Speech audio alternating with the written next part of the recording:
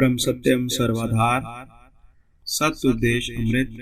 विषय संसार कर्म भूमि है। अध्याय संख्या 58। पुस्तक जीवन गाथा भाग 2। जो भी जीव संसार में शरीर धारण करके आया है, अपनी कमी को पूरा करने के वास्ते आया है और इसे पूरा करने के प्रयत्न में लगा रहता है। यह संसार कर्म का क्षेत्र है। इस क्षेत्र में जैसा जैसा जीव शुभ अशुभ या अच्छे बुरे कर्म करता है, उनके अनुसार सुख दुख, लाभ हानि, मान अपमान प्राप्त करता हुआ आखिर संसार को छोड़कर चल देता है। बड़े बड़े शूरवीर बलवान संसार में आए, कई गुरु पीर अवतार ऋषि मुनि भी आए, हजारों साल आयु भी पाई, मगर आखिर संसार से जाना पड़ा। ऐसे ही पीर वली ईसा मोहम्मद भी आकर अपना तेज दिखाकर चले गए। आम संसारी लोग इस संसार से रोते हुए गए, मगर ईश्वर के प्यारे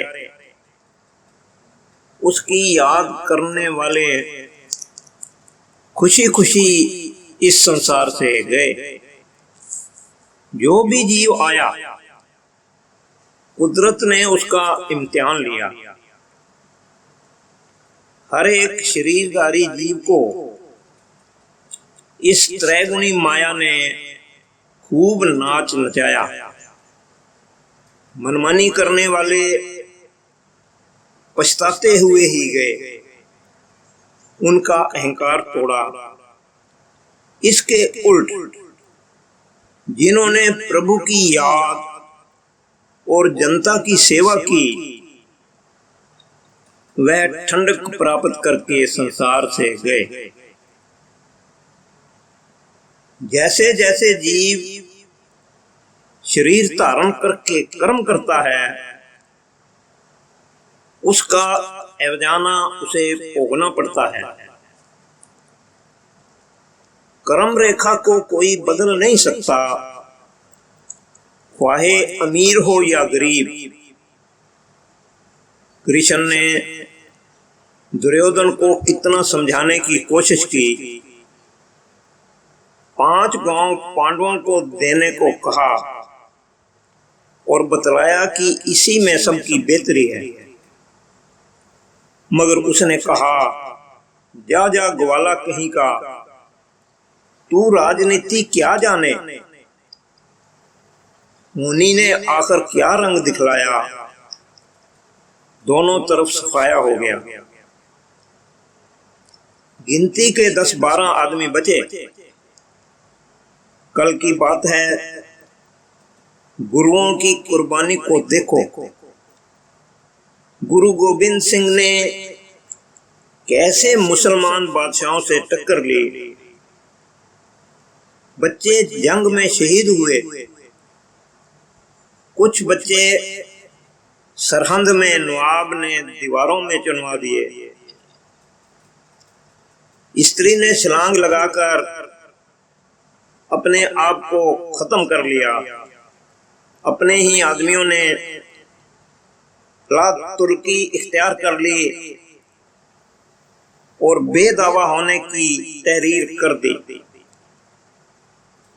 मुक्तसर जब वह शहीद हुए, उनमें से एक के कहने पर वह तहरीर फाड़ दी। आप फिर दक्कन की तरफ चले गए और कैसे वहां मारे गए। रास्ते में बंदा बैरागी से भेंट हुई, उसे पंजाब भेजा गया। जब पेट में पठान ने छुरा घोंप दिया, जख्म बांध दिया गया, जख्म अभी भरा नहीं था कि कमान पर चिल्ला चलाने से टांके फट गए और परलोक सिधार गए।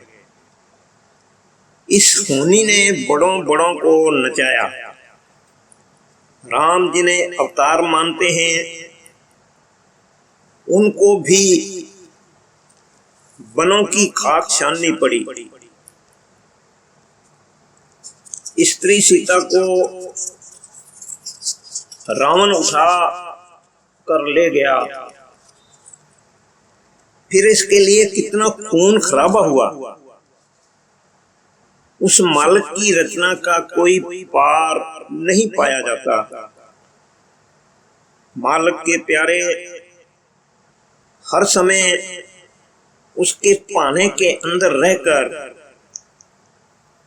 सच्ची शांति हासिल करके सुख दुख में समान रहते हैं। गुरु अर्जन देव तत्ते तवों पर बैठे कह रहे हैं, ईश्वर तेरा पाना मीठा लागे। ऐसे लोगों ने ही भावी पर जीत पाई है। जीव जो सोचता है उसकी सारी इच्छाएं पूर्ण नहीं हो सकती। द्वंद्व, लाभ हानि, यश अपयश, मरना जीना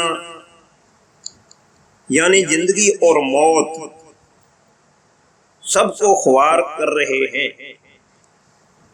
किसी की पेश नहीं जाती।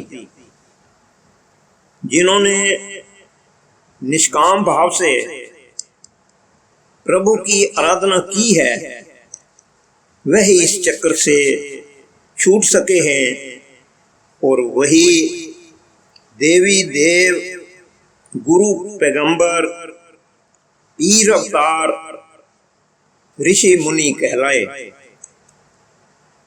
मोहम्मदी जीवों की क्या गिनती हो सकती है। मक्खी मच्छरों की तरह पैदा होकर नष्ट हो जाते हैं। फकीर लोग फक्कड़ होते हैं। असली गल कहते नहीं डरते। ईश्वर के प्यारों का कोई अंत नहीं और उसकी माया का भी कोई अंत नहीं। जिन्होंने कुछ पाया है निर्माण होकर ही पाया है। सबके ऊपर एक शक्ति काम कर रही है, वही मालिक और नाथ है। किसी ने उस मालिक का अंत नहीं पाया। जब तप करके उसे प्राप्त होकर भी आखिर नेति नेति कह दिया। इसलिए हर समय अपने आप को अच्छे कर्मों में लगाए रखना चाहिए। इस संसार में जो भी शरीर धारण करके आया है आखिर उसने लाजमी संसार छोड़ना है। इस वास्ते इस न रहने वाले संसार में जीवन को ऊंचा करने वाले कर्म ही करते रहना चाहिए। आजकल की दुनिया जो नुमाइशी जीवन की तरफ दौड़ रही है, इससे सिवाय तपस और जलन के और कुछ नहीं मिल सकता। अपने गुरु पीर का आधार लेकर चलो ताकि जीवन सफल हो। चंद रोज जीवन में दूसरों का भला करके चलो।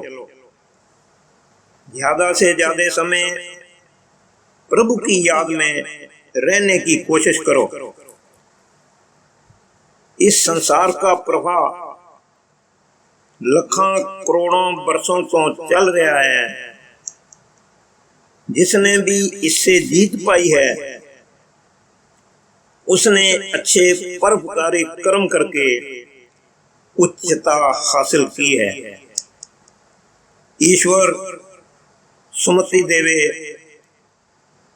नित्य अपने गुरु अवतारों के नक्शे कदम पर चलकर अपना भला करो।